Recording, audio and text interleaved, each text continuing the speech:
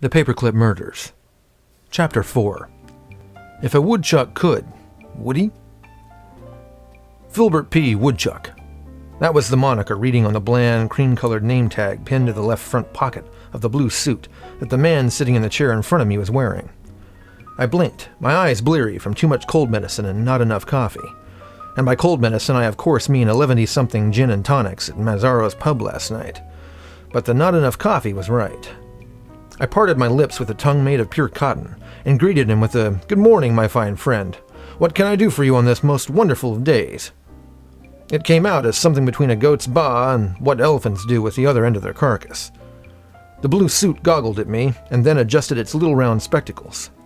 The face peering through them was like a yard gnome, if you took away the goofy hat, slapped it with a college degree, and then imprisoned it in a bank vault for 20 years while it played with an abacus. Of course, Filbert also had one of those brustly mustaches, tinged with copper, and his dome-like head was encircled by a Caesar's crown of aged copper hair.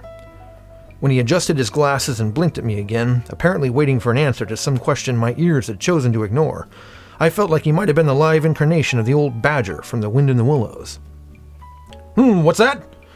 I barked, louder than I meant to, and Mr. Woodchuck bounced in his seat like he was on his very own wild ride.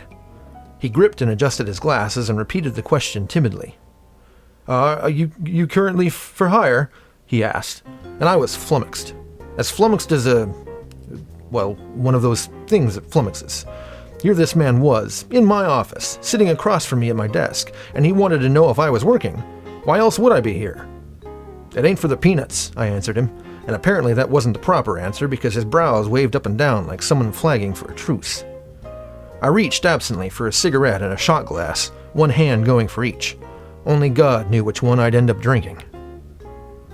Mr. Woodchuck, bringing out a handkerchief to mop his head with, blathered on while I attempted to not give myself a reverse flamethrower.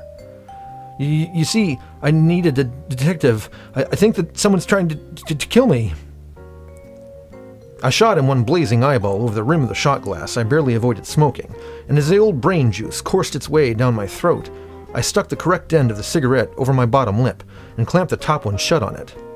The lighter pinged in my hand like a message from the angels, and magically, the other end of the smoke glowed red. My other eyeball then proceeded to join the first in its fixation on a spot directly between Filbert's eyes.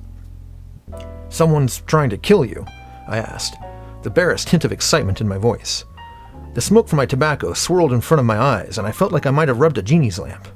I squinted and coughed, and my brilliant faculties began to come together like a well-oiled painting of something perfect. "And what gives you this idea? Have there been any attempts on your life? People following you? Strange messages encoded in ancient languages left under your pillow?" Disappointingly, the answer to each of my questions was a firm shake of his head, and the increasingly dubious look plastered on his face. No, he stammered, and shifted in his chair uneasily. Nothing like that, yet."